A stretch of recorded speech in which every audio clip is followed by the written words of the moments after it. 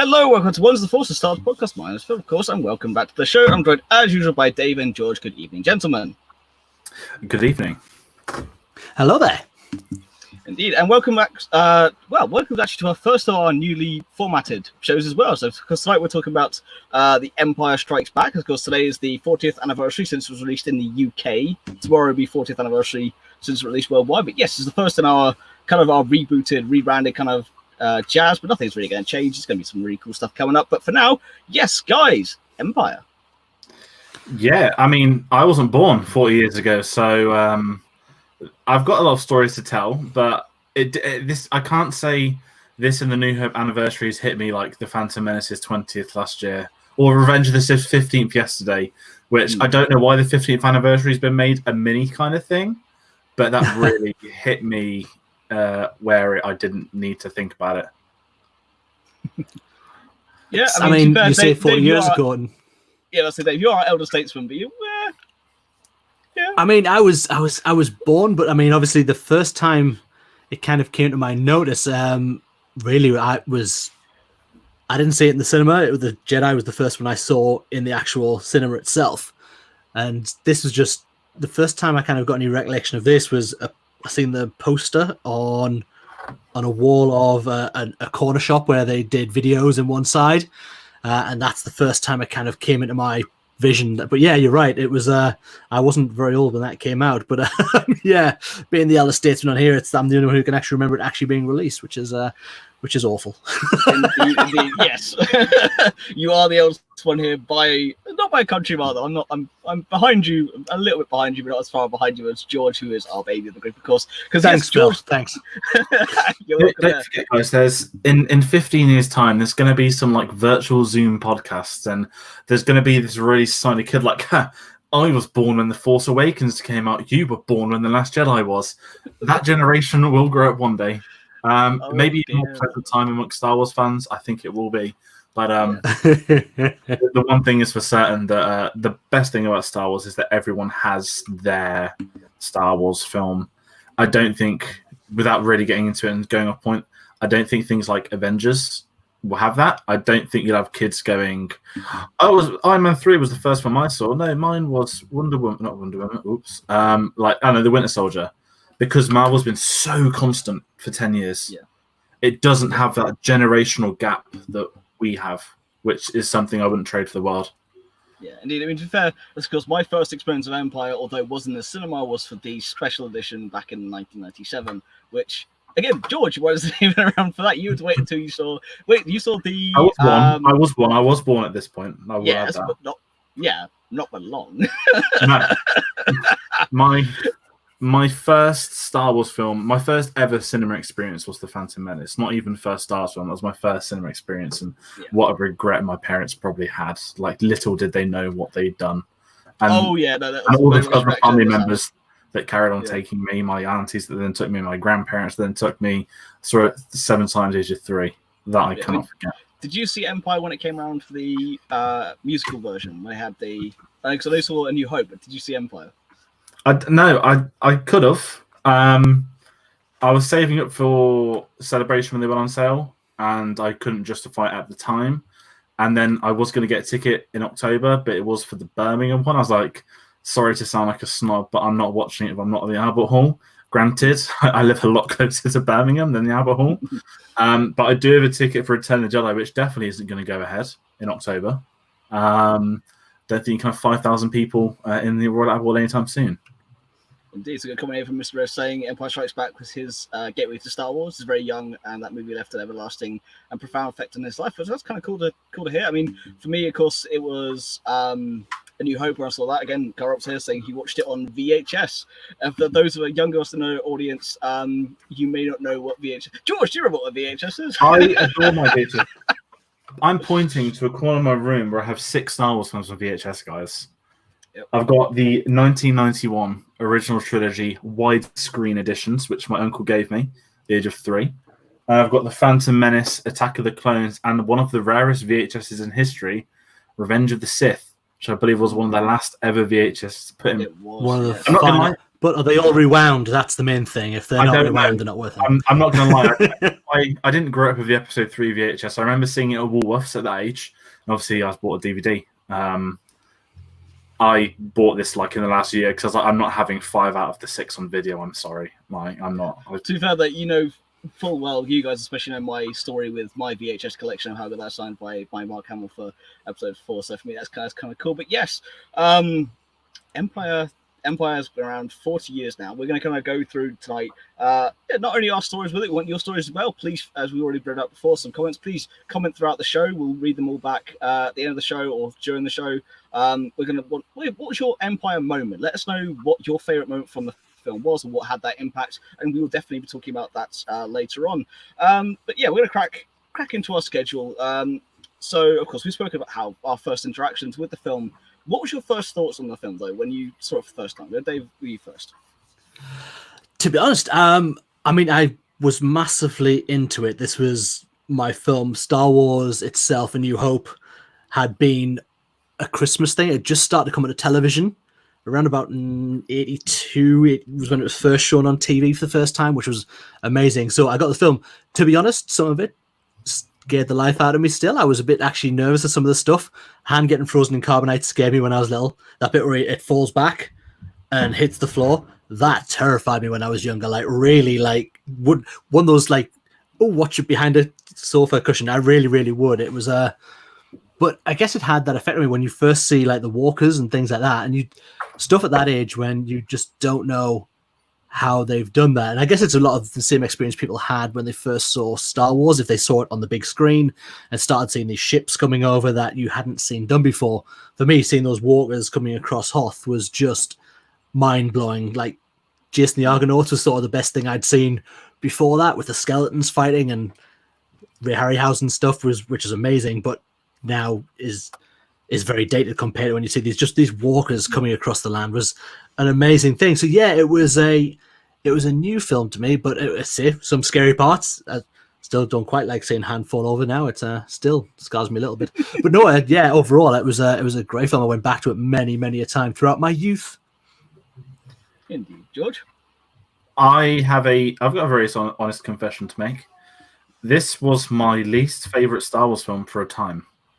I obviously, as I said, I was 3 years old when I saw The Phantom Menace. My viewing order of Star Wars is 1, 4, 5, 6, 2, 3. Not many people can say that. I don't know what it was. I liked it.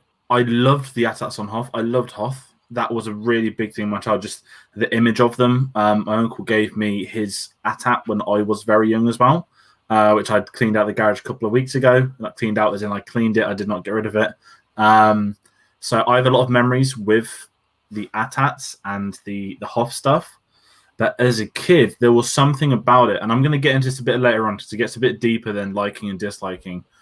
I hit an age, and obviously I grew to like it more as everyone did. Like across your childhood, like yeah, it's fine. Like I didn't dislike it; it was just my least favorite.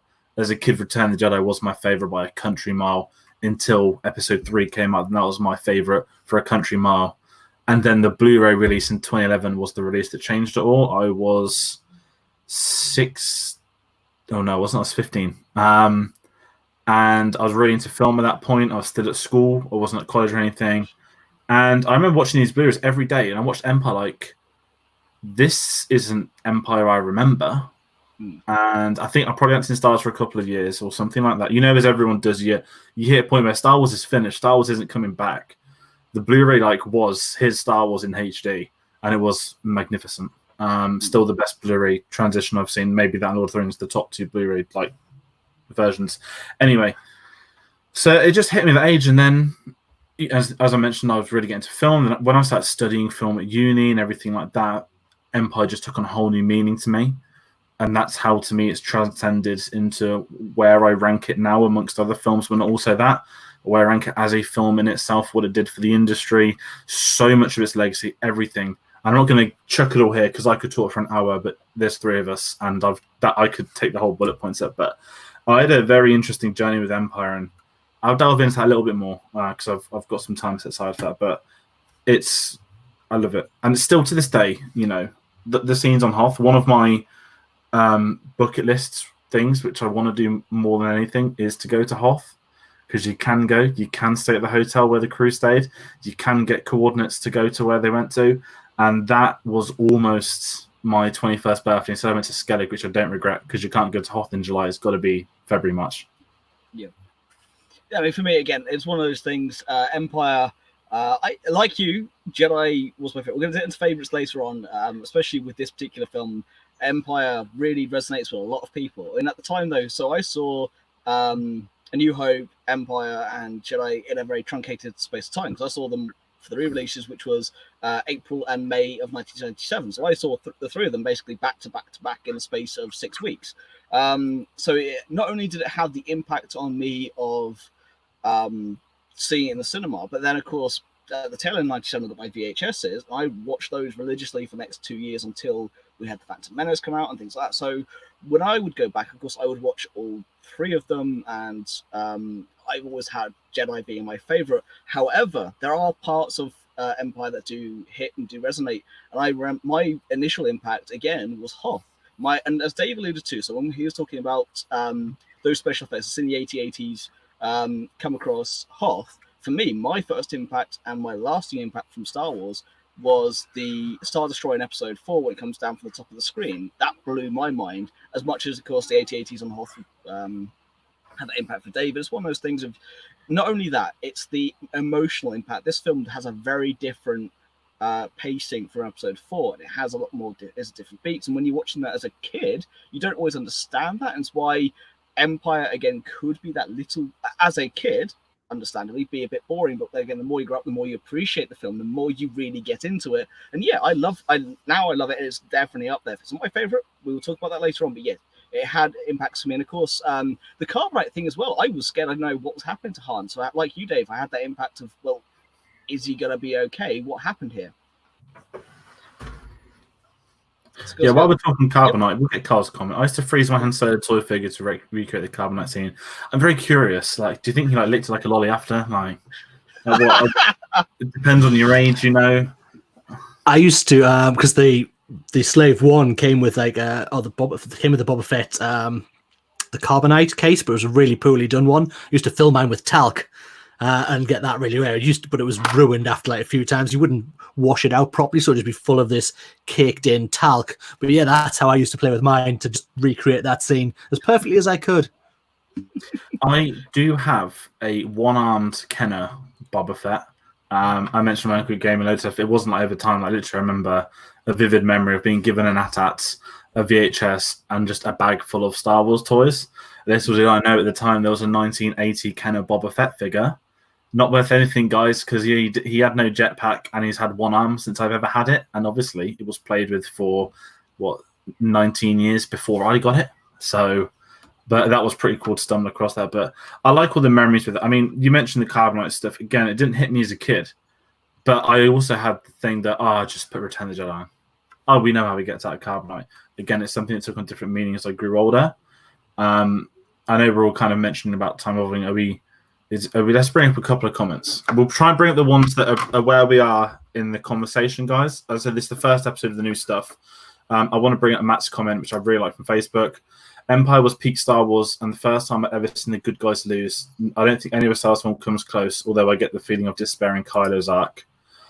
I am going to completely agree, and I think we'll delve into that a bit more when we get to a certain point in this, because there's a lot to say about the good guys losing.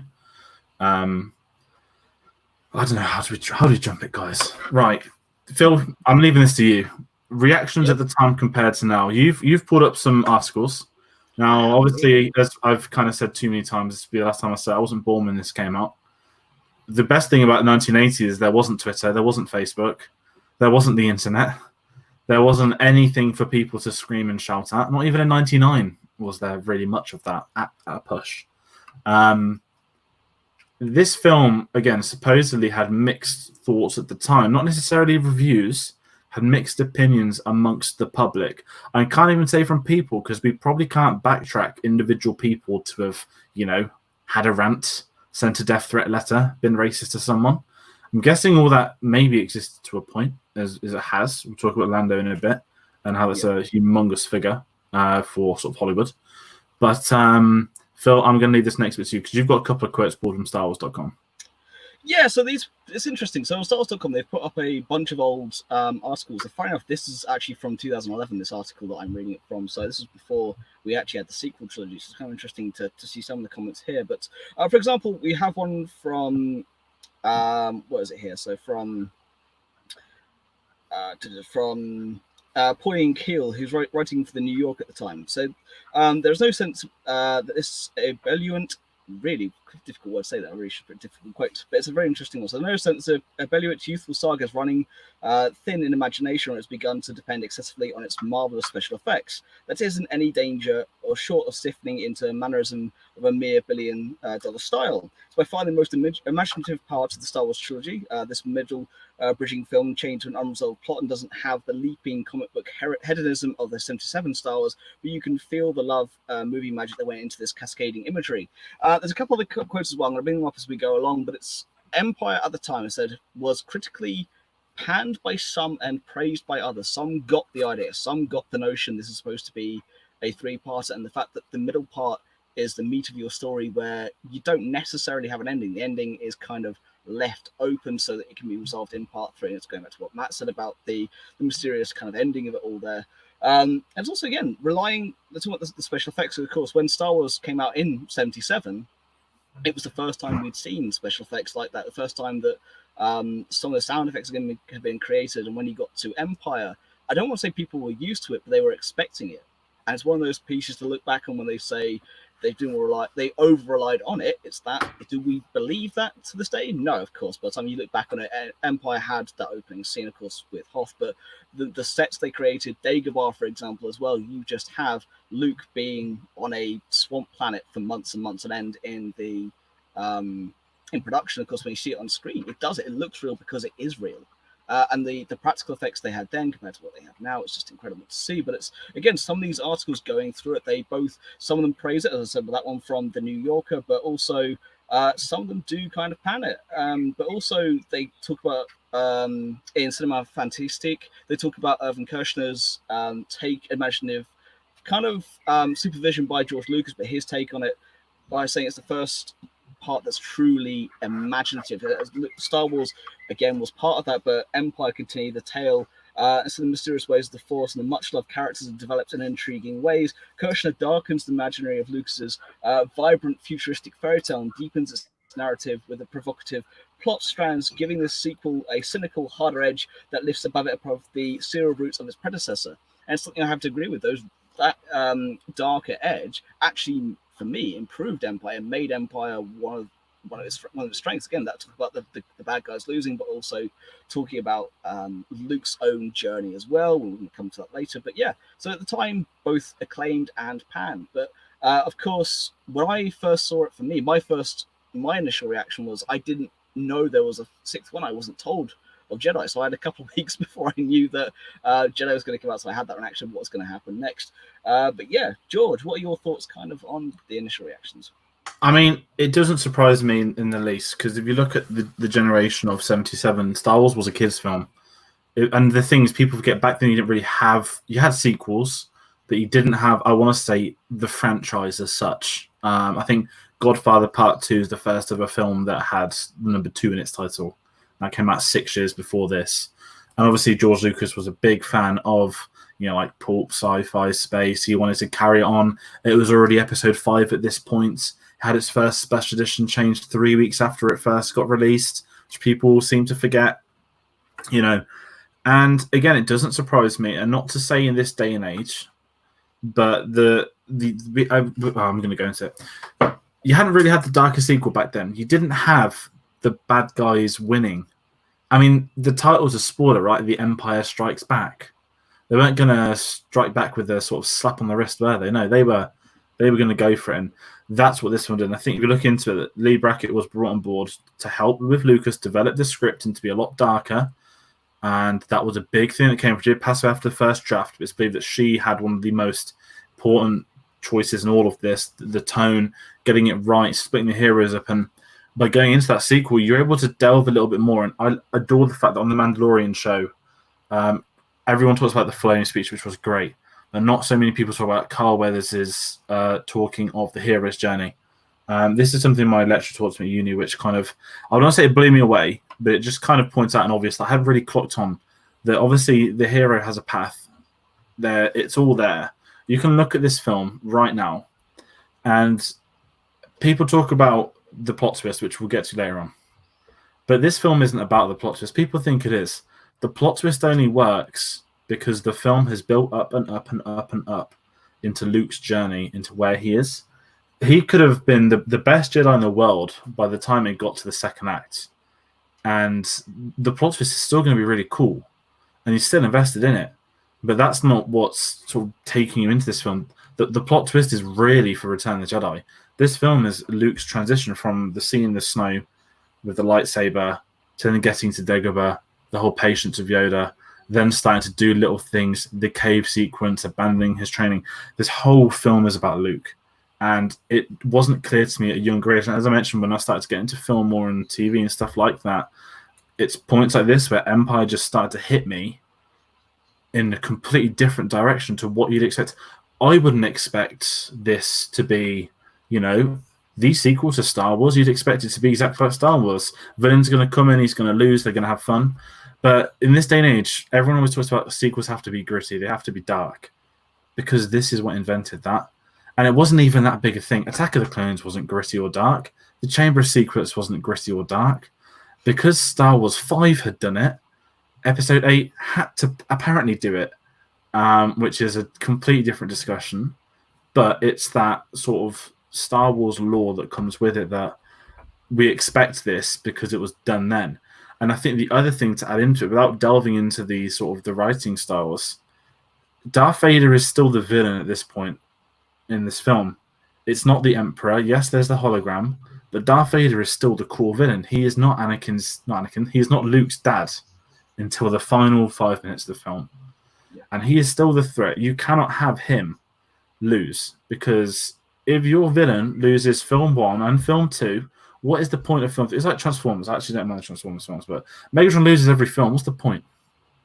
But you give Darth Vader the win in the middle and the Empire, and then you're able to set everything up for 6.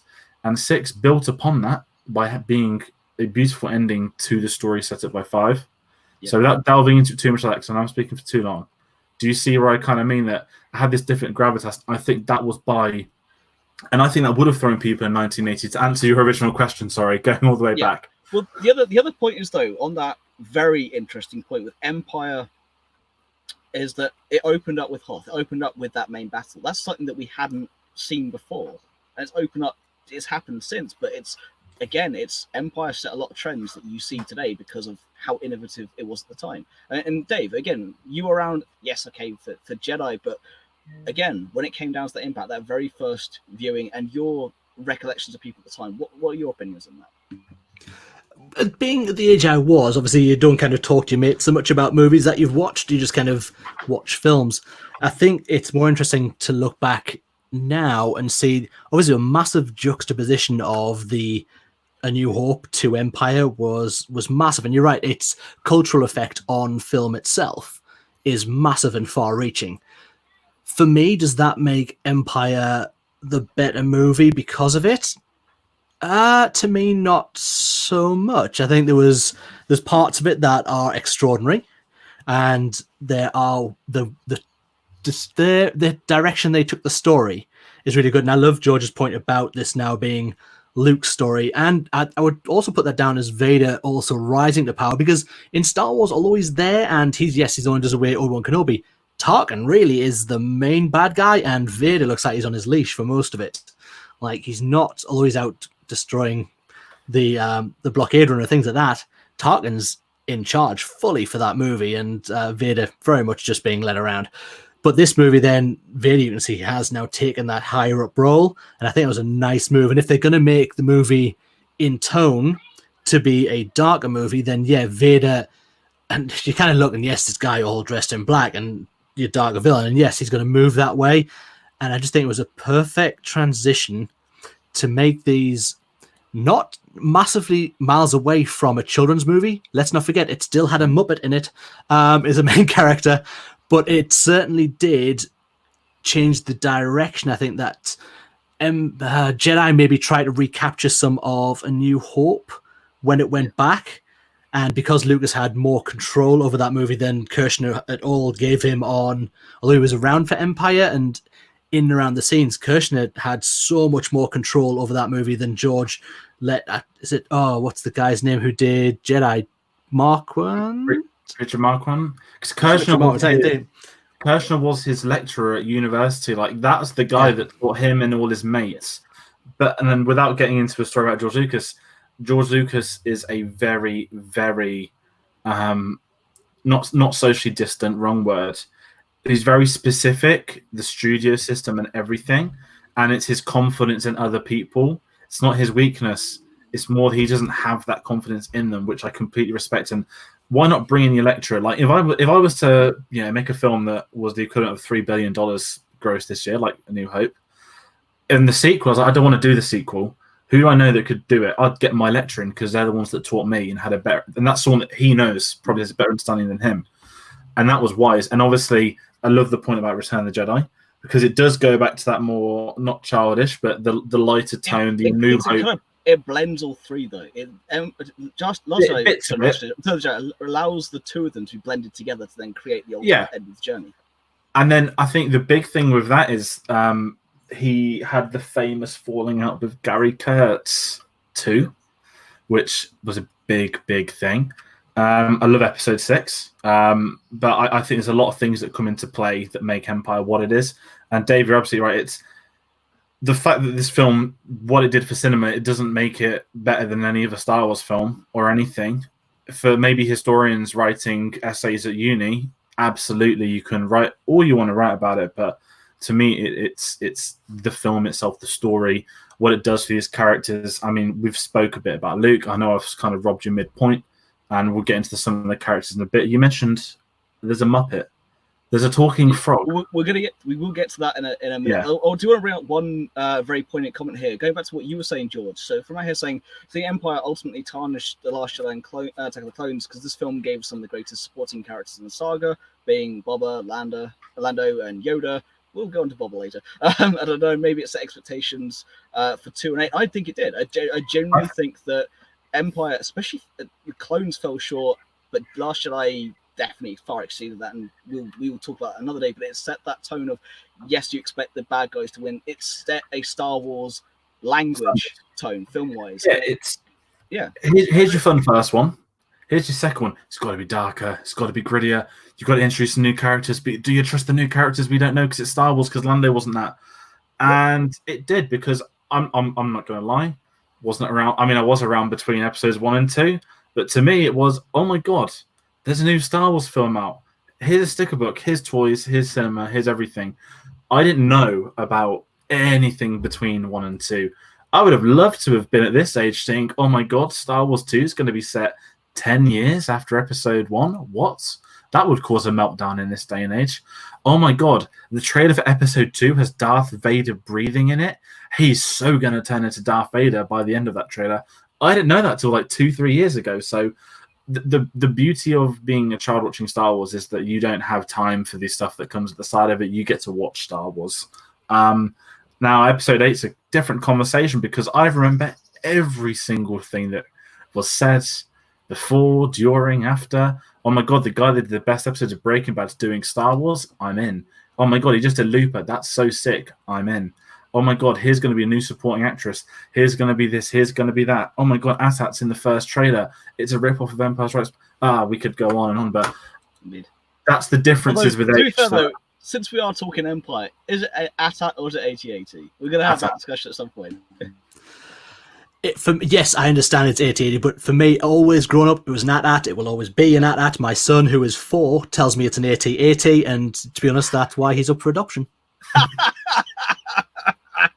Indeed. We'll be putting up a post at the end of that show for anyone to adopt your son there. But for me, it will AT-AT. But yeah, still, it's one of those discussions of, to this day, people still say, is it AT-AT? Is it AT-AT? It is both, though. As again, yep. No doubt, Empire Strikes Back set an iconic bar for supporting cast that has not been reached. Guys, are we ready to talk supporting casts? Yes, we are indeed. Although Right. Yeah, go for it. Matt will hate me because I'm going to talk about Boba, and I know Matt's opinion on Boba very, very well. I can delve into that if need be too. Yeah, I will let you do that for sure, I think. But yes, so we also delve into kind of supporting characters as well. Yoda, Boba Fett, and Lando. Different characters introduce different points of the film. But Take Boba Fett out of the equation because he's got as much importance as General Veers.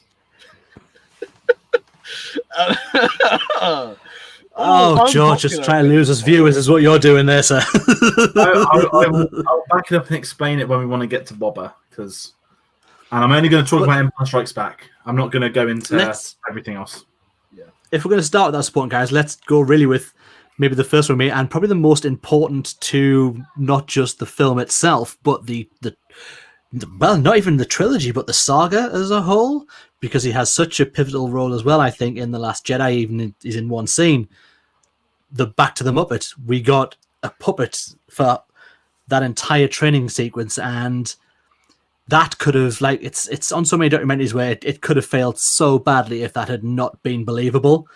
For them to create at that time a hand puppet that can act in a movie alongside Mark Hamill, and never once you pull out that movie going, it's a puppet, is quite an incredible achievement. And for him to then be such an important character, not just to be, well, what can we make this puppet do in this movie, to be the Jedi Master that he is, to be the trainer of Luke, to being the holder of this knowledge that needs to be passed on and learned down the line by Luke to give to Leia, to give to Rey, if people are in that sort of form, then it's I kind of believe they gave that role to Frank Oz's hand. It's a remarkable achievement. I mean, I'm not going to say I'm not a big fan of the Muppets. I'm from a generation that it wasn't on when I was a kid. I don't have that connection that others do, and the bits I see, I've seen one or two of the films, but I didn't get that connection to them. But I had Yoda growing up, and I've said to you guys, well, he wasn't my favorite Star Wars character growing up, and I'm not the biggest fan of Yoda as say, but the respect I have for him, to give one of the most important roles of this film, now the franchise, saga, lore, whatever you want to say, to a puppet that's like 3 foot tall, is remarkable. There's videos of Mark Hamill saying, if people want to bring up he hates Last Jedi because he said this, he called Empire Strikes Back one of the hardest things he ever worked on. I think he say so, I'm getting it to Gandalf maybe, but he definitely said something in a documentary where he said that because he was by himself for like 6 weeks of film, he struggled. I know that Ian McKellen did something similar with The Hobbit, but that's more about rubbish CGI, multiple sets. Mark Hamill said it was me and a puppet for 6 weeks. Obviously, he developed a bond with Frank Oz, which, if you haven't seen the Direction of the Jedi, is one of the most heartwarming scenes of the entire thing. Is their reunion, and that's a really nice scene.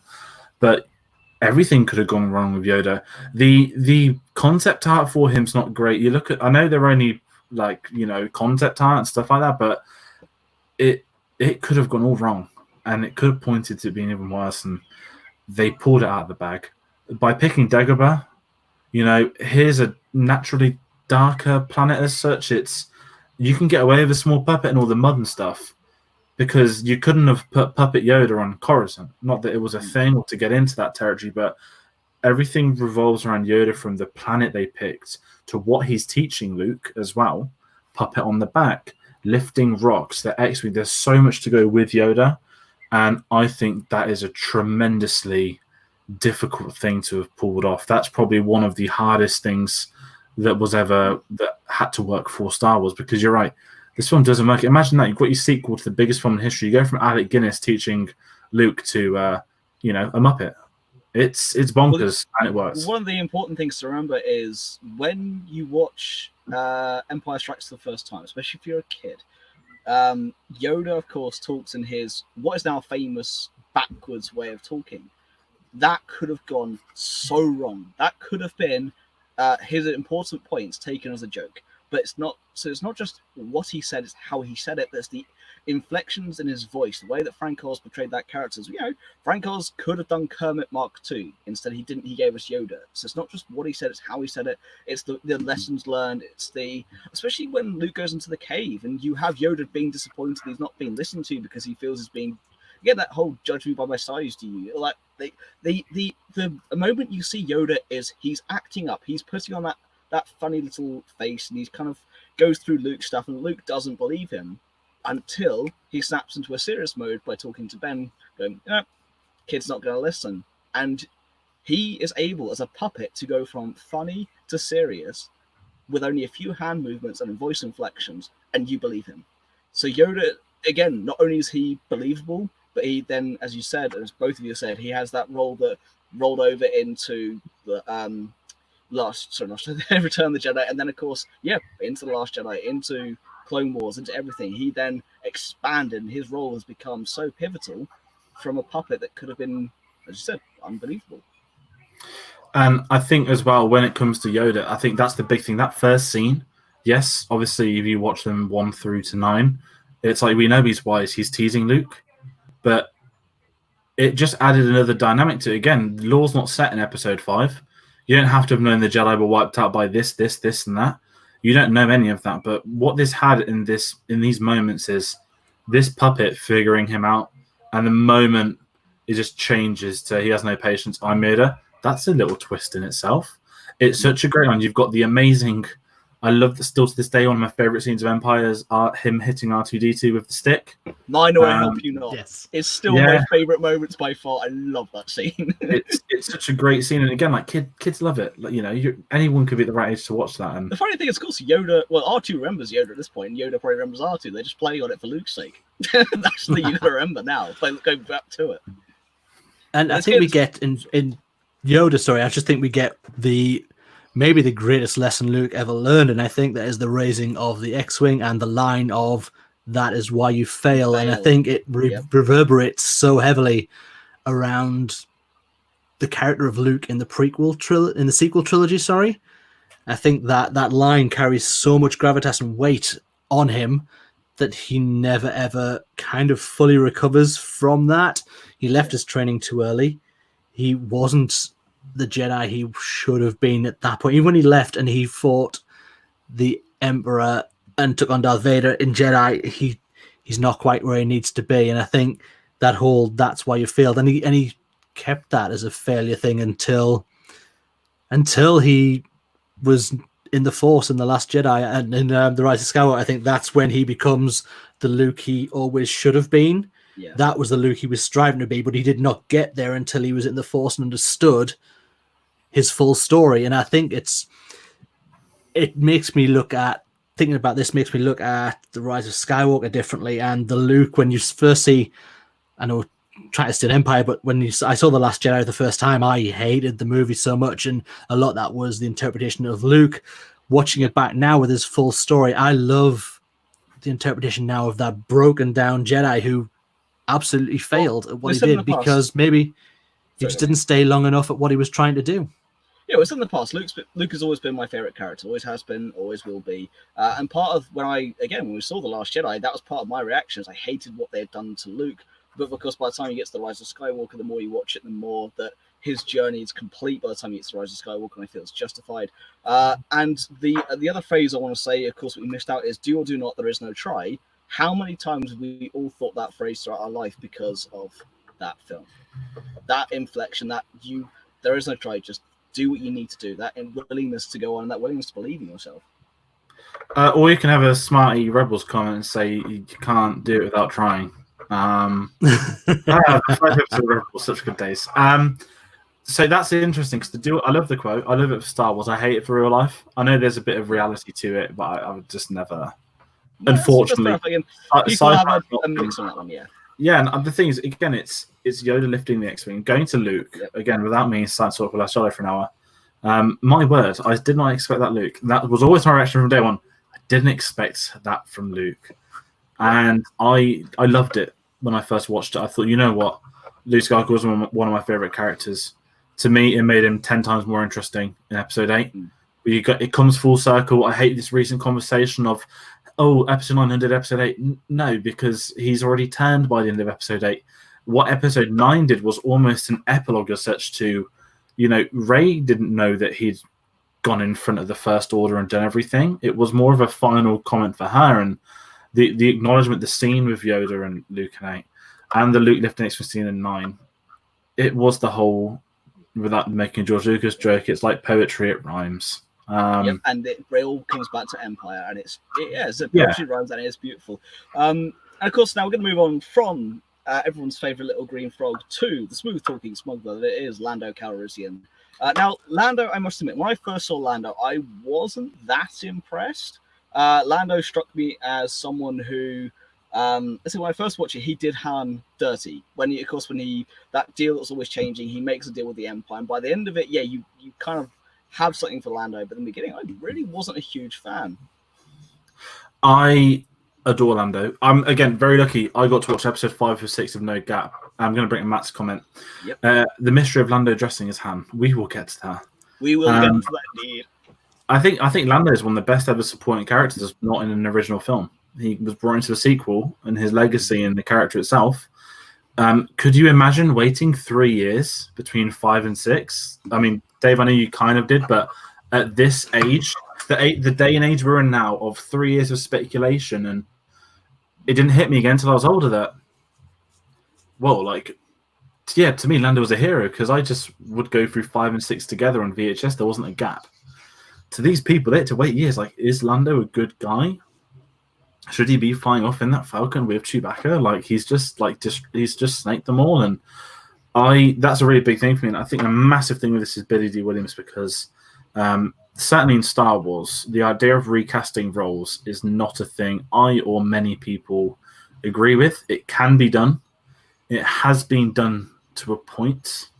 I mean, we sort of got come from there saying Donald Glover owned it, and Donald Glover did an incredible job in Solo. I mean, that's different, though. That's a younger take. I'm more talking that Billy D couldn't be replaced. No. For young Lando, Donald Glover, perfect. He's the only person that I think could have genuinely done that. No joke. And he did an incredible job of it as well. He's still got the moustache. He did a community video. He's still got the tash. And the thing with Billy D is that, without getting into the sort of politics and whatnot, you didn't really have ethnic minorities as leads in films, and he wasn't the lead in this. But you've got a time in Hollywood where racism is rife. There was no hiding from that. It was awful back then. It's still awful today. I'm not going to sort of delve into the politics of it all too much. But that's a very big statement, was putting Billy D. Williams as the supporting lead.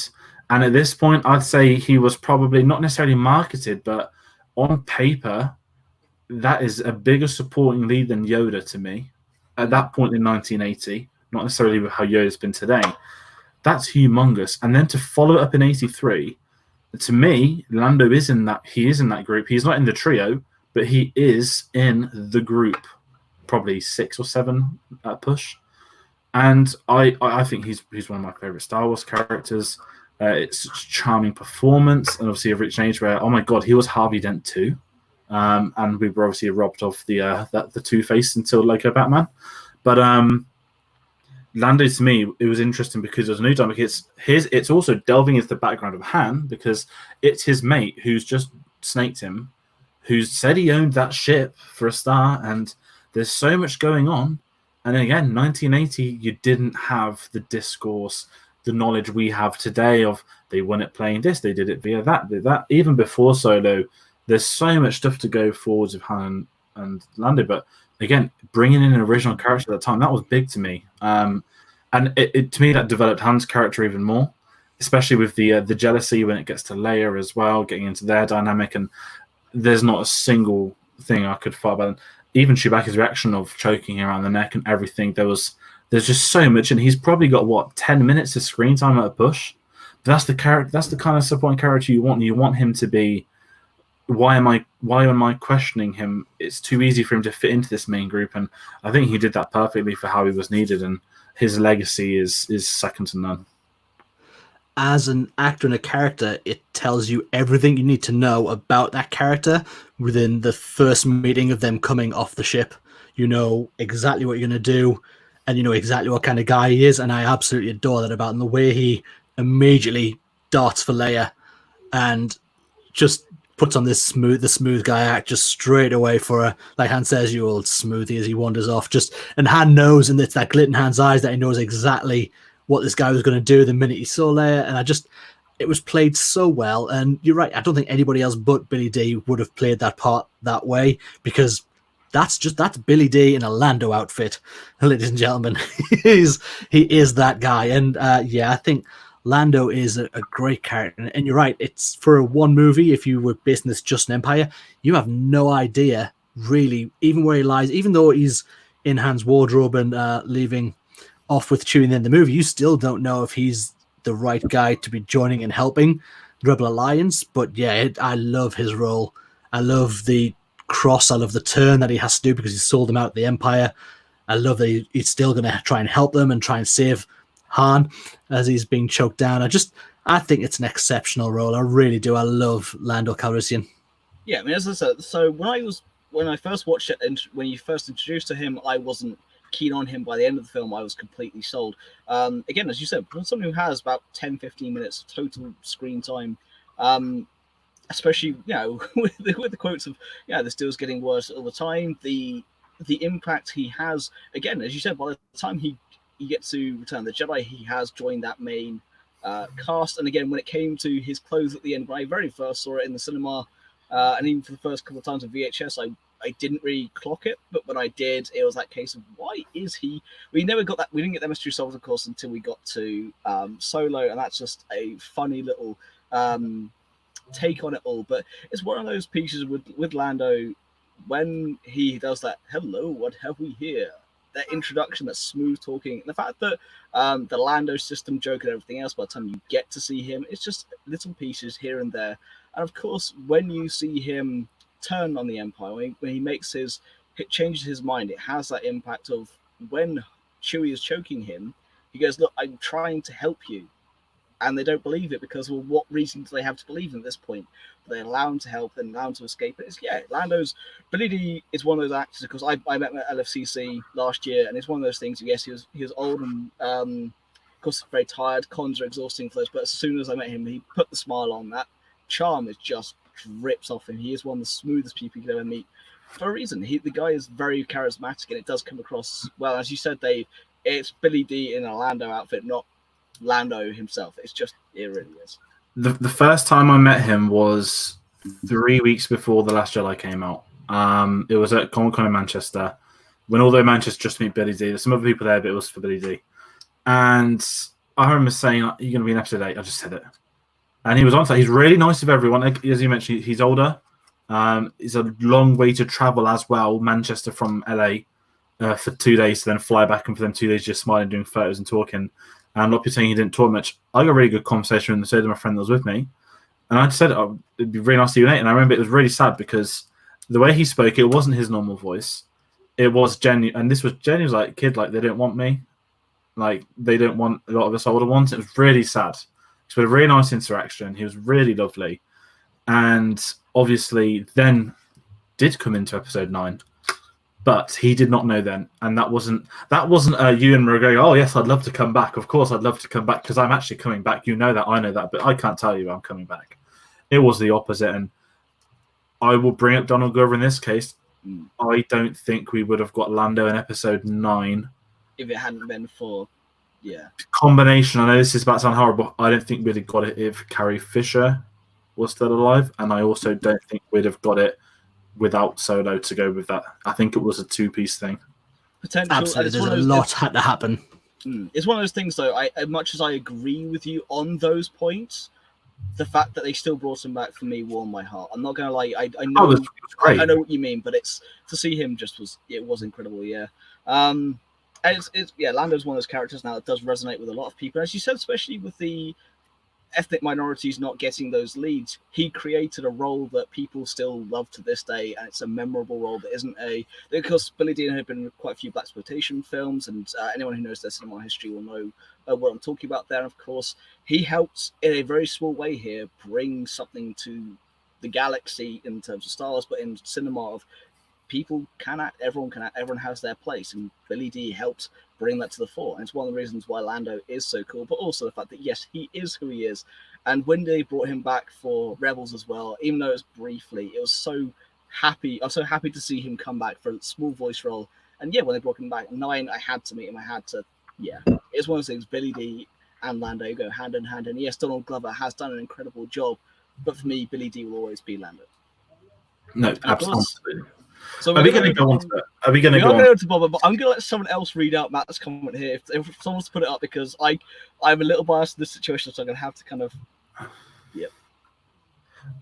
I'm going to start. I will play Matt in this role. Play Matt, because it'd be weird if I read it.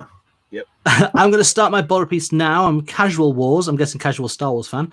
Yep. I'm the Favreau to Phil's Filoni. As a kid, Bob was the cool masked gunslinger. He was a threat to the main characters and looked great doing it. Clint Eastwood in space. Darth Vader, at this point in release, was the scariest man in the galaxy, and he told Boba to calm down with no disintegration. Han will always be my favorite character, but this dude took him down, wasn't showy, just got on with it. Boba was ice cold.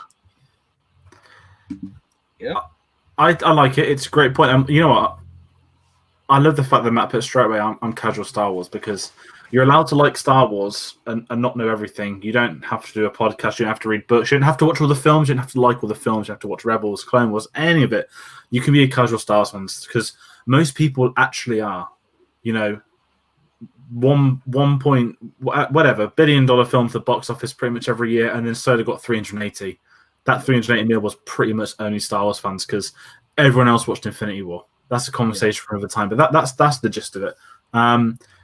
Now I'm not gonna count this and look like a on camera, because I absolutely respect that. Boba Fett's a very cool character. That's how I always felt. Again, I'm gonna jump forwards to being very lucky that I got to watch 5 of 6, multiple things across my childhood. My view of Boba Fett was always, look, it's the guy that had the silly death. It's to me, sometimes you want people to have the most ridiculous over-the-top deaths in history, and they deserve it. And it's not out of he's not a bad character, no. It's like a sort of gladiator death. It's absurd, it's ridiculous, it's over the top. And that's sometimes what a badass needs, something like that. So I don't mind that. I don't necessarily... I love, the point, bringing up Vader. Vader was the scariest point in the world, and he piped Boba Fett down. Great seeing the bounty hunters. They kind of specialize in that one moment. You got the 6 bounty hunters. You got all the Imperials being racist underneath them, and then you just got Darth Vader just single-handedly picks that one, no disintegrations. If you're one of the other bounty hunters, and you're sort of like, Darth Vader wants me for a mission, and then he just points to the one you all knows a lot better than you, and he just says no disintegrations. You're up there like, oh yeah, we ain't getting this. I think Family Guy probably did something for it. I know they're the Chicken Man, but the Boba Fett conversations, to me, one of the most interesting conversations in Star Wars. I think there's a number of things. I will bring up the fact that, again, obviously I grew up with both 5 and 2, but Jango Fett was the Boba Fett to me. Again, the second film, a new supporting character, a badass. This guy killed Coleman Treebor. Of course I knew who Coleman Treebor was in 2002. I just remember Boba Fett annihilating a Jedi, spinning his guns around, and then flying off for battle. And like his son, he also has an over-the-top, ridiculous, memorable death. This guy tries to run at a Jedi with a lightsaber. Let that sink in. No. It's the other way around. Windy runs at him. But the point is, he tries to fight him. Yes, his jetpack's gone. Sorry, it's the Reek that... Anyway, so... It's to me, it's kind of this Star Wars thing again, that it's this absurd reality, but it adds an extra dimension. How boring would it be if Boba Fett got shot by Han Solo, or if Jango Fett had been stabbed by a Windu? No, decapitate one, feed the other to a pit. It adds this extra layer to them, and that's why I've always liked Boba Fett. I've just never been into that side of it. He's so cool because I've had my cool bounty hunter. I think everyone has one in their own right. There are kids that grew up with the Clone Wars. And there's his Cad Bane. Damn right, he's incredible. And I don't think there's anything wrong with Boba Fett. I've just never been naturally drawn to him. Yeah. I will quickly run into the fact that I think the special edition change of Tamura Morrison is one of the best things in Star Wars. Because not to be one of them like canon nerds, because I know everyone does it when they want to do it, but no, it's continuity. But I'm sorry, Dave's agreeing with me. It's fine. A New Zealand accent is so much cooler than another gritty, this. Like, give us the New Zealand. It does tie it together, though, which is what I like. I mean, and now it means you can have it in The Mandalorian season 2, because apparently we don't want surprises anymore. We want everyone cast in the May 5 months before it comes out. Not the filming 3 months ago. Yeah, well, to be fair though, on that particular front, everyone and their dog is getting cast and everything, but it's never been it's not official yet, so we'll see.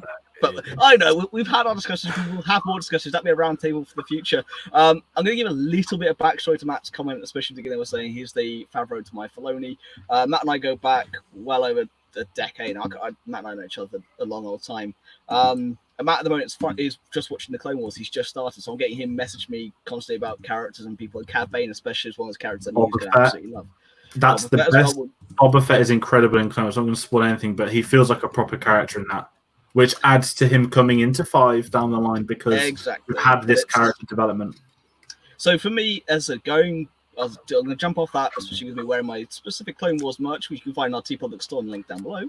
Boba Fett is added to from Clone Wars. His character's brought up, and yes, you get more in Attack of the Clones as well. For me, I know what he means, especially with that gritty gunslinger look. The Notice integration was freaking cool when that came out as well. Don't get me wrong, I like Boba Fett.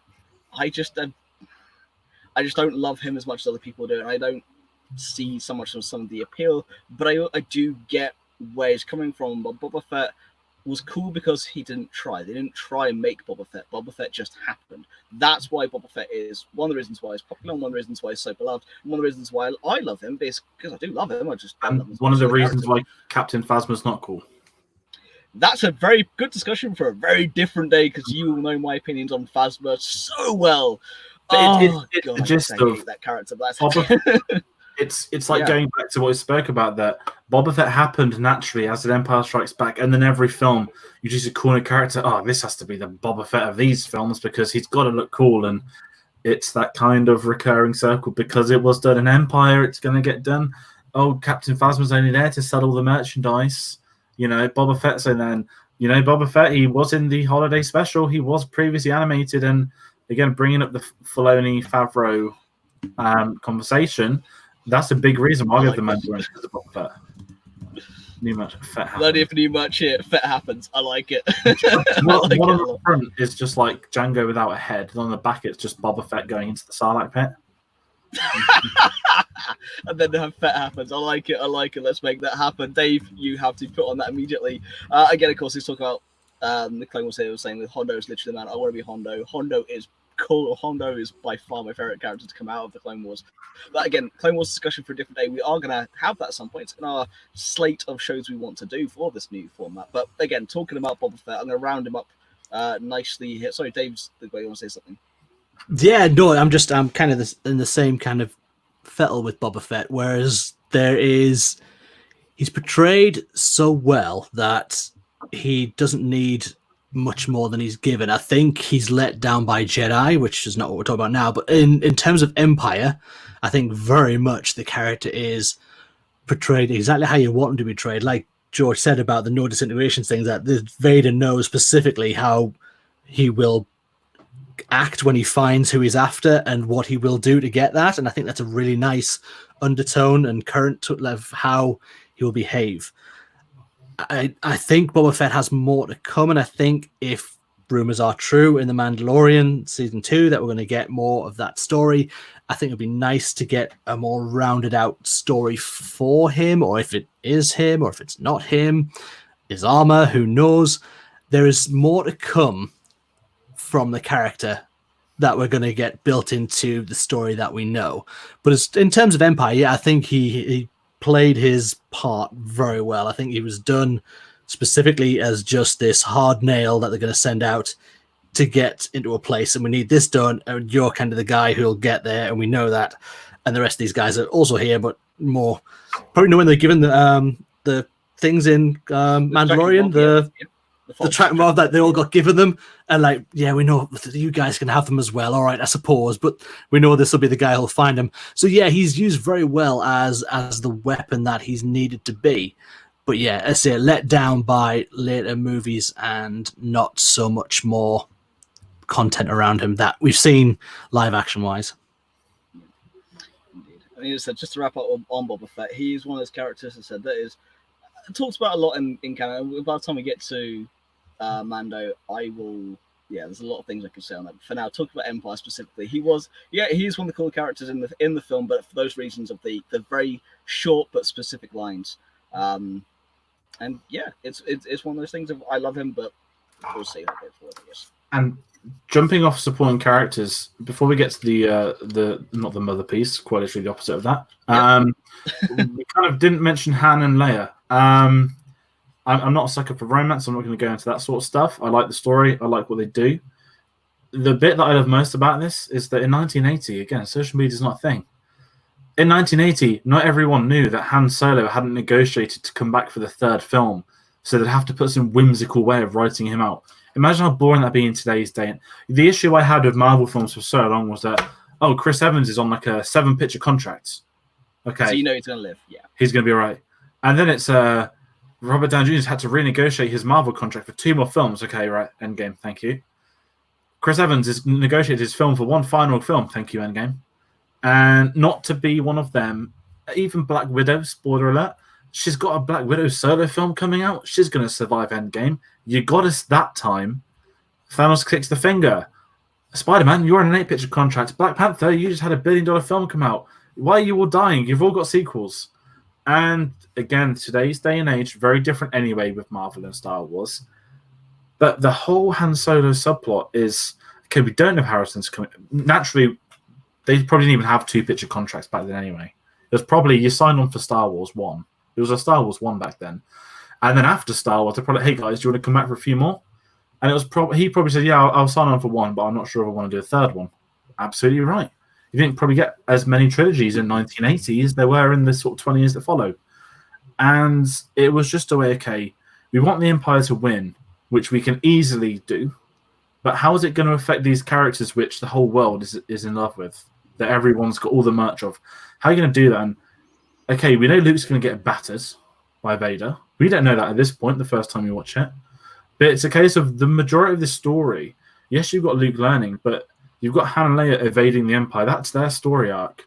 You know, people want to moan at this was the slowest space chase in history because it ran out of petrol in Episode 8. One could easily argue saying that why does the biggest military power in the world struggle to chase one ship when there's an army?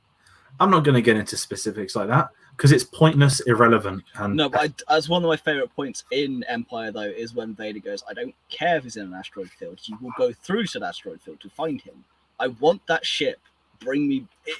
Vader is so relentless, and it's starting to bring Vader, bringing more and more and more powerful. It really does have that impact. Vader doesn't know Luke's on that ship either. He probably senses it anyway. Without delving into that too much, but you have to build, while separating Luke from the others, you need to build their story up. And they did that by bringing in the romantic subplot. Because you've got a little dig in the first one that Luke could be, it could be a little love triangle. Granted, incestuous. They still kiss in this one. We don't know that yet until 3 years later, because not every film is written 6 years in advance fully. And there's nothing wrong with that sometimes. Anyway, I'm going off point. It was just a really smart way to have this devastating loss for people that we don't know if he's coming back. And that comes into the whole, because people didn't know about contracts by then. But what it did is, it's not just in the big picture, the Empire won because they won the Battle of Hoth. The big picture isn't Han and Leia, but it is the viewer because you're following their journey. That then they're not the Empire striking back. The Empire striking back is Hoth, and these guys are, this is Jabba's bounty. Boba Fett's just there to. I'm sure he's getting paid by the Emperor and then paid by Jabba the Hutt, so he's really getting 2 for the price of 1.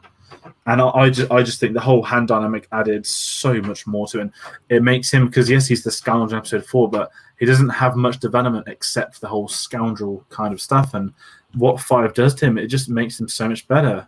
I don't know if I've gone off tangent too much, but what are your guys' thoughts? I think you're absolutely spot on. Yeah, I think, because you're right. Harrison was only tied down to a 2-picture deal, whereas Carrie and Mark were tied down to 3-picture deals. So that you're right. They had no idea if Harrison was going to come back and do Jedi. So that's why he's frozen in carbonite, and you don't know what will become of him. I'm guessing had he not signed, you would have got something in the crawl that he had not survived, or they just wouldn't have found him. We've never got him back. But it's I like the dynamic of Leia and Han. I love the the intensity that the relationship grows through, it like goes really quickly. And also we get the rudest line in Star Wars, sorry, princess, I haven't got time for anything else, when she's being held. And I just think it's a really nice role for the two of them. I really like their relationship. I think it really works well. To remember, it's not overly romantic in that way. Yes, there's a kiss, but it's more of this argumentative bashing of personalities that brings them together, and I really, really like that. And yeah, I think it worked well. Indeed. So we're going to move. Yeah, lovely summing up there. There's nothing more I can add to that. We're going to move on to best moments, but I'm going to leave us on one final thought of supporting characters. I'm going to give a shout out to everyone's favorite Space Slug, because that's one of the best supporting characters in the film by far. But yeah, we're going to move on from that. Phil, if you've got an oven mitts, you can recreate the scene with. No, I do not. But if you're watching, this is one of my crowning achievements from Star Wars Celebration: the Space Slug pen pot. Yeah. This was $85, and it looks like it should be in a cabinet, but it is without doubt the greatest invention of Star Wars inventions. Better than the weird Jar Jar Binks lip thing. Better than the dodgy C-3PO sellotape. I brought that home from Chicago. It survived the trip. I had to wrap it up in clothes because I couldn't fit the box in. It was this massive, proud moment. And I stepped into work on the Monday after all of this, and everyone said, "What the F is that?"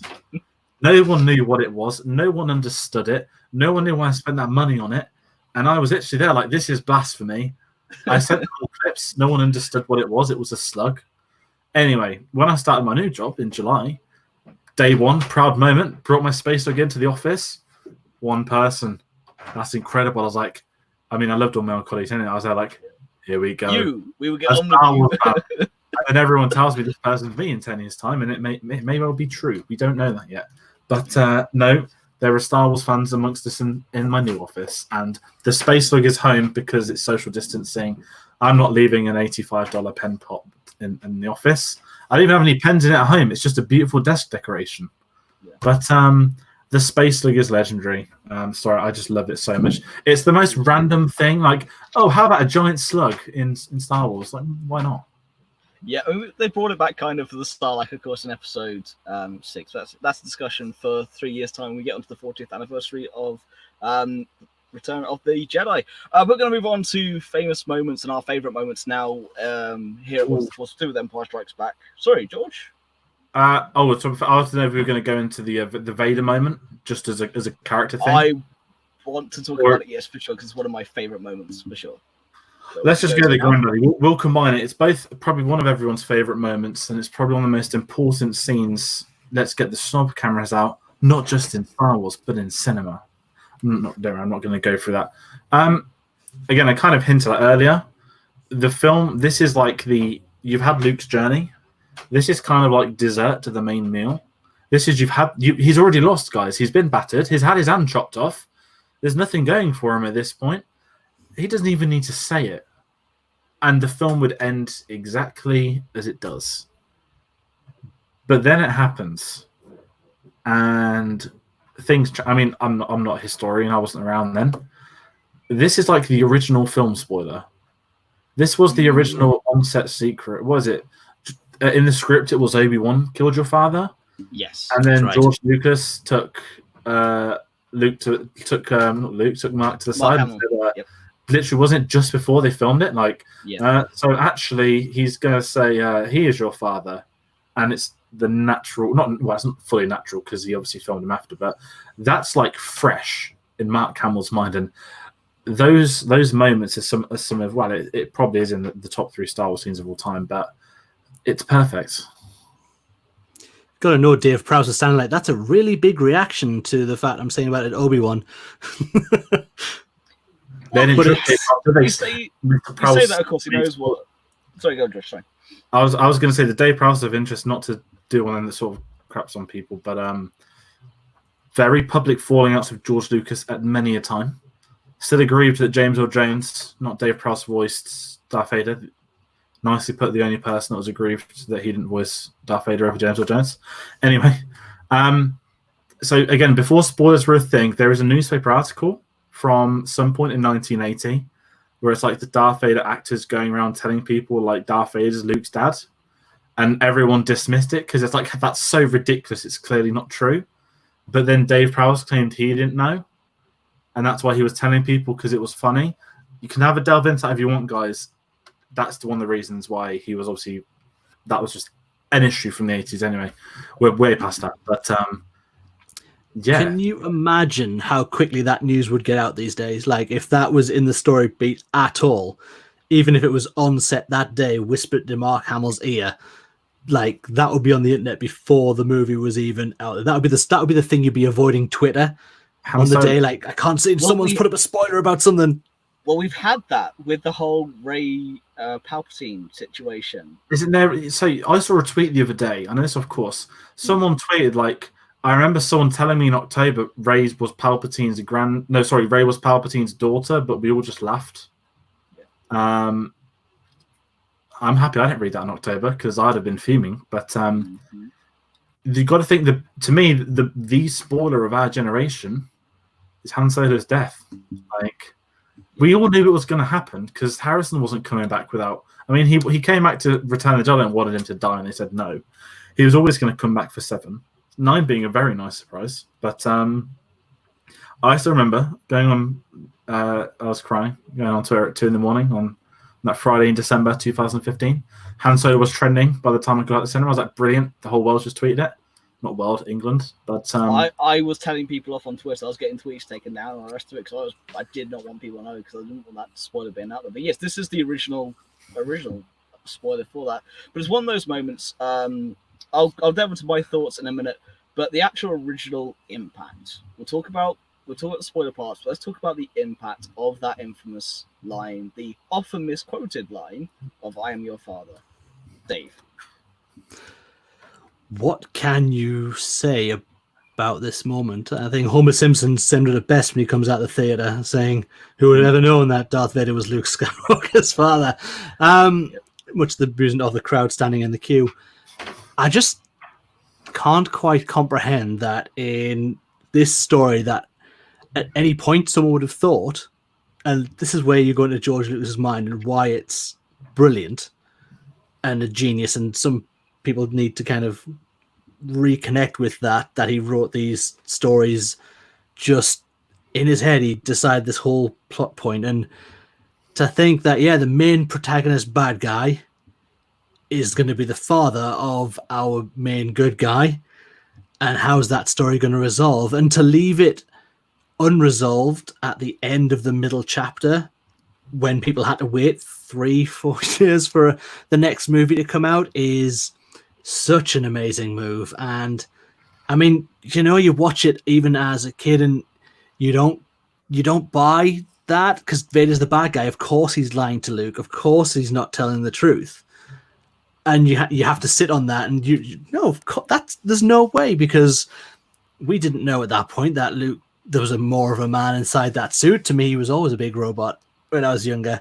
So it was just a massive point of like, I don't know how that could be the truth, and I hate him even more because he said that, and it played perfectly to a child of my era, and it still plays beautifully now. You still watch it and you know it's coming, but it's so well done.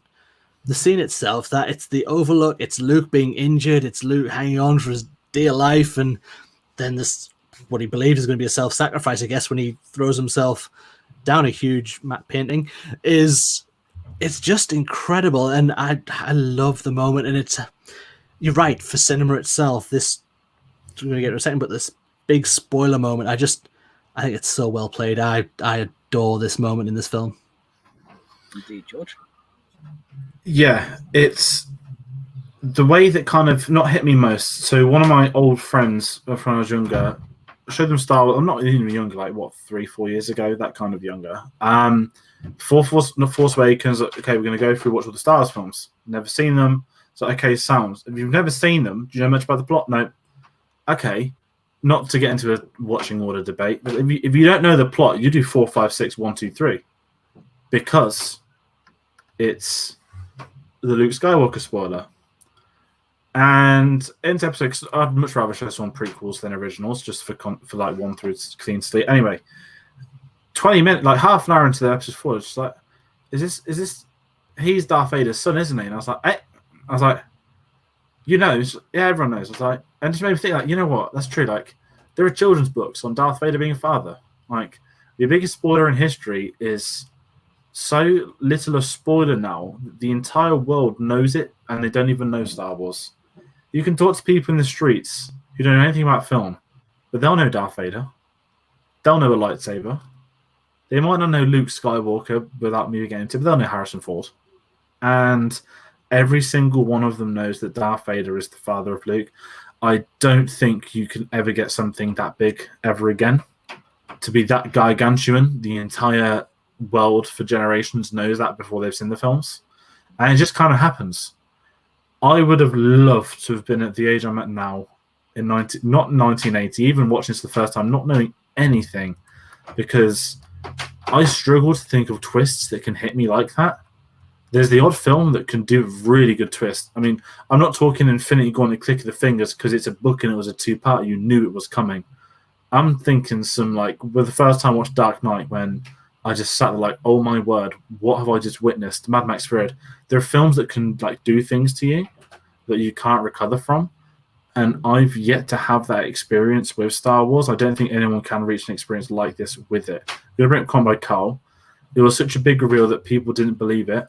That's why they had to add in the line to Yellow where Luke confirms to Yoda he's his father. And that is so true, because you wouldn't have believed it too. And the 3-year gap to the next film, not a couple of weeks, is obviously not even weeks, not probably maybe even hours when I first watched, I don't know, but it's a part of my childhood that you know that Darth Vader is Luke's dad. And I know I'm talking episode 6.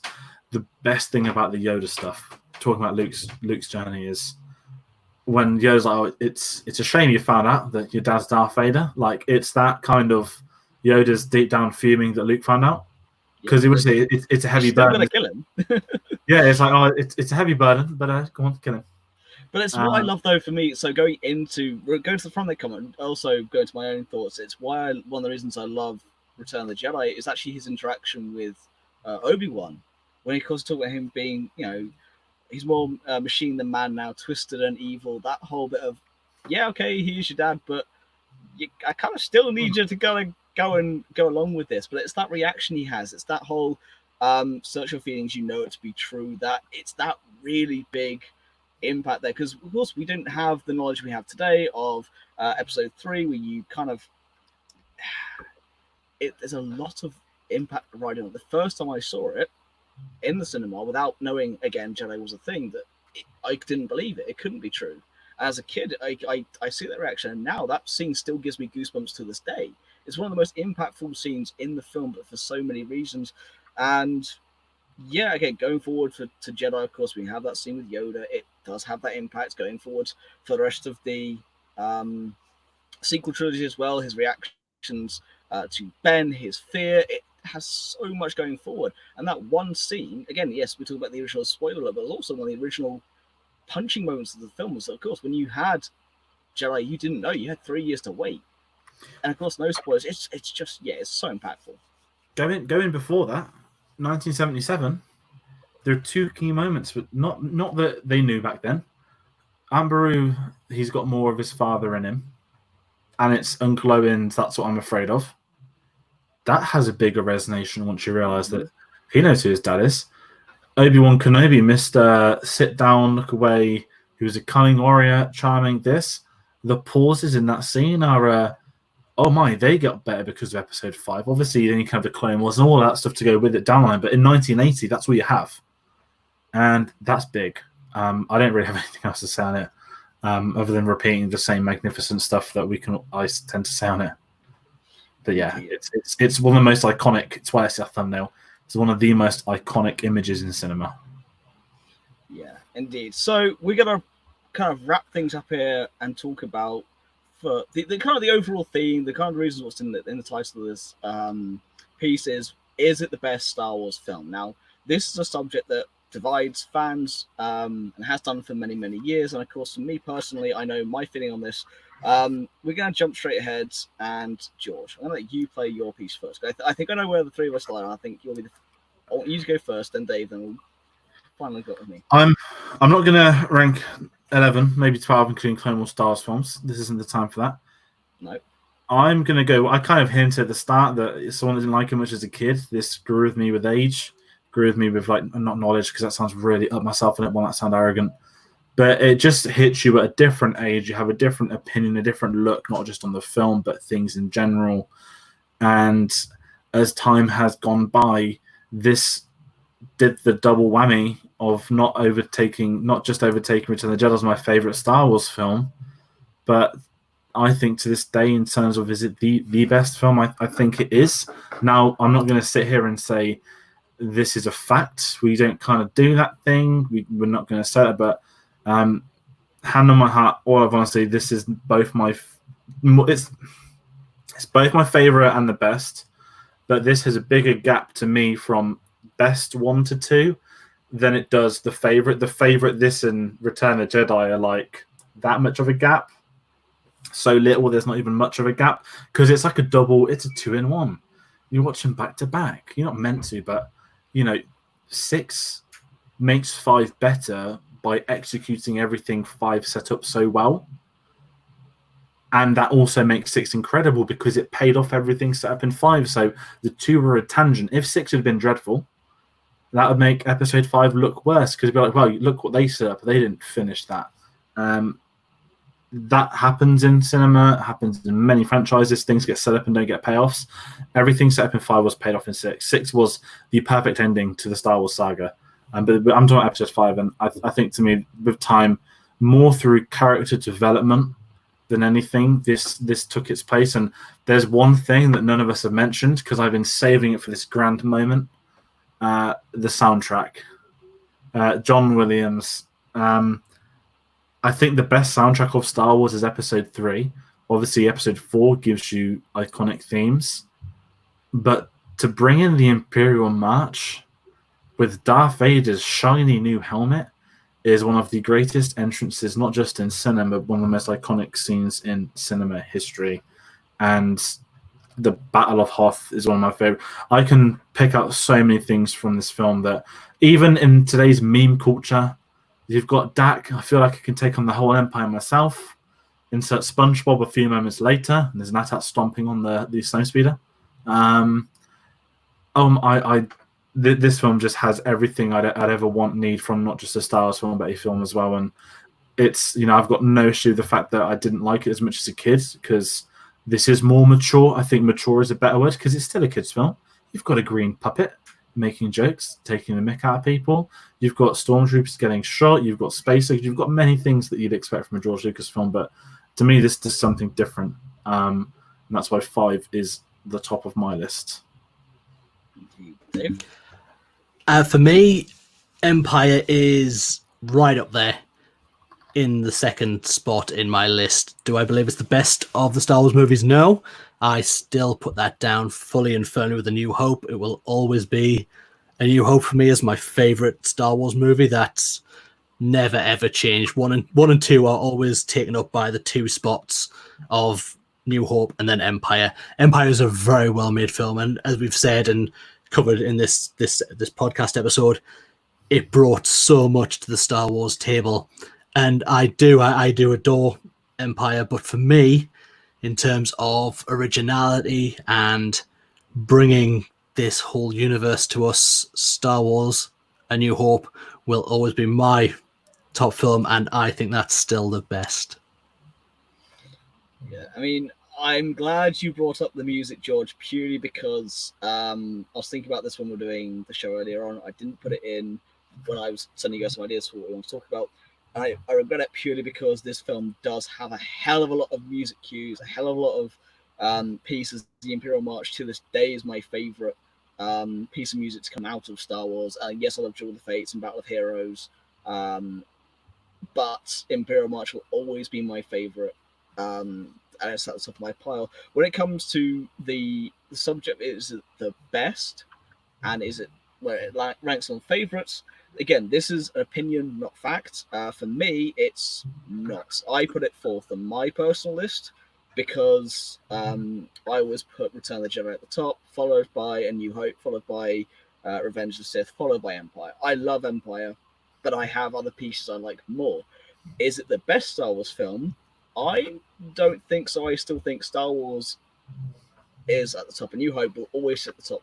As for David, as you said, for their originality, for bringing the world, Star Wars to the world, for creating the universe, and everything that has ever happened has always come from A New Hope. Everything has always springboarded off of that, whether it's before or afterwards, because of lines like you fought in the Clone Wars all the way through to Return of the Jedi to go through to the sequels. It's everything springboards off of A New Hope. So that's why I put A New Hope first. However, for me, it's not the best, but it's one of those things I said, this is opinion, not fact.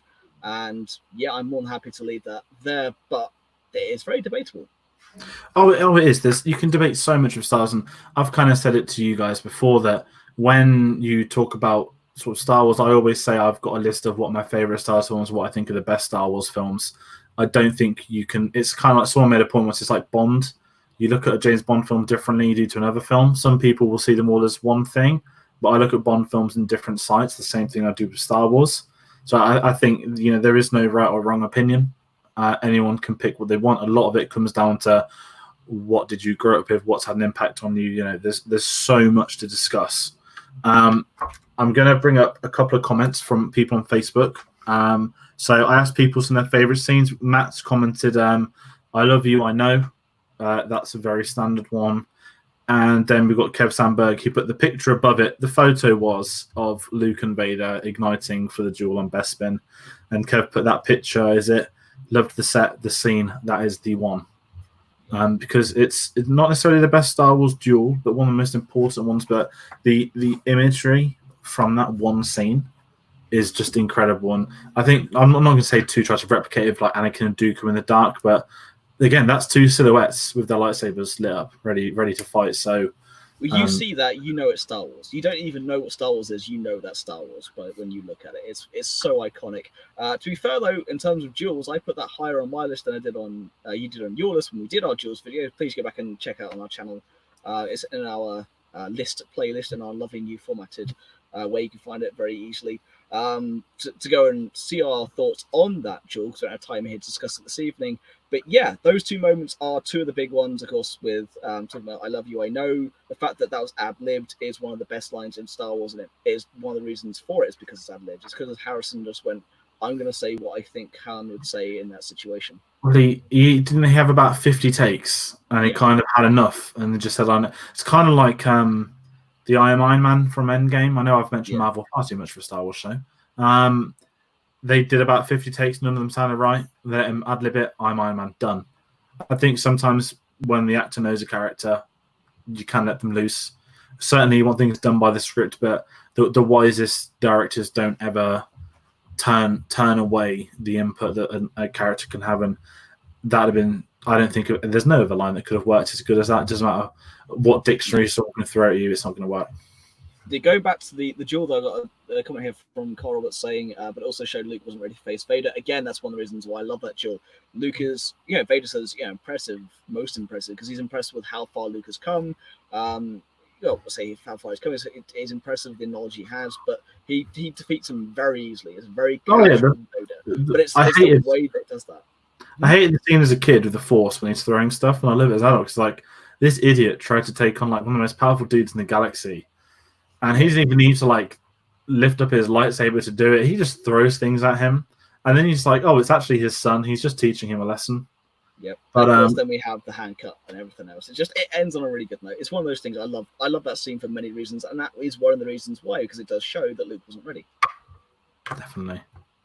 Indeed, it is, and I think that is a lovely point to round the show up on. It is. We've just hit an hour and a half. Not every episode is going to be like this, guys. This is a very special anniversary, of course, but we will be back next Wednesday. Next Wednesday, guys, if you don't know, obviously we mentioned we had a bit of a reformat. We go over far more details on the other video in our channel, but summed up, we're going to a weekly show on a Wednesday, and we're going to have a certain topic to discuss or amongst the main news points, not the usual show we have. I'm not going to delve into everything here, but we do have some other stuff coming up, including one of your own, Phil. Yep, indeed. I'm trying to think which one it is, though, because we have so many we've got coming up now. Dooku. Dooku. Ah, yes, Dooku Joe I lost because I am working on that one currently. Yes, I'm saying trying to think that my lightsaber build, so like which one's it going to be? Yes, of course. So Dooku Joe lost is coming up. I'm working on that one currently. Things got in the way privately to stop me from finishing that piece. However, I have started that one. There's a few very cool pieces we have coming up for the show as well. Do we have Dooku? We don't have a picture. Oh, I thought it was 10 things. But yes, we will have that. We'll be back next week, of course, with our regular show though. As I said, we'll have a discussion piece and we'll have. We might actually have Dave back as well. We'll have our regular show. We've got a discussion piece. We'll announce that during the week as well. But yes, I think that's about it. Unless Dave is about to jump in and give his final thoughts on Empire. Yes? No? He is indeed. Dave, we're wrapping things up. Excellent. Yeah, I just been an awesome show, guys. I've really enjoyed actually talking over Empire. It's been really, really excellent. I think this new format is going to work out very well for us. I think we've gone through every edge of Empire. There's probably actually a ton more we could talk about, but awesome show. Really enjoyed talking everything Empire tonight. And guys, anyone in the comments, a massive thank you for commenting along. Let us know all your thoughts. It's been nice chatting to you guys, taking your viewpoints on, because this is a discussion piece. We want you involved. And, if you want to see more from us, follow us across all of our social media. Sorry, Phil, I think I'm stealing your outro. You can follow me on Twitter at The Force Podcasts and on Instagram at @ones_with__ I'm not going to do it fully. But anyway, Facebook, Instagram, Twitter, you'll basically find us at Ones with the Force. And we, as I said, we'll be back next Wednesday. But if you have any ideas you want us to discuss, any topics, anything Star Wars related that you think make a good discussion piece, let us know. We have had someone mention doing commentaries to us. We've done 2 in the past. If you want to check them out, we have done Phantom Menace and Rogue One. And we do have things in the pipeline, which we obviously won't comment on at the minute. But we have previously mentioned we've got Dooku Jedi Lost coming out at some point. Phil's got another series, which I don't know if you said live on S, and we're going to spoil the eventual surprise. And a very, very nice Millennium Falcon video, which Dave is also working on. So that, I think, wraps it up for tonight. Phil, I'm going to leave the final honours to you. Indeed. I love watching you guys try and butcher my outro. It's quite funny, especially when I'm not here on the show. To watch you guys do it is just, it's glorious. But yes, as the guys have said, thank you so much for joining us. If you have any ideas, don't forget to share them in the comments below. We always read them. We will get back to you. But until next time, thank you so much for watching. Excuse me there. I tried to cough in the middle of doing my outro. That's going to screw up, and Dave, of course, is laughing at me. But yes, thank you so much for watching. Don't forget to like, share, and subscribe. You can find us on Facebook, Instagram, and Twitter at What is the Force of Stars Podcast, at The Force Podcast. The video for this will be up later on our Facebook and YouTube pages. And of course, the audio will be up later on our Podbean, Stitcher, Spotify, and iTunes. So until next time, we've been One is the Force. May the Force be with you. Good night.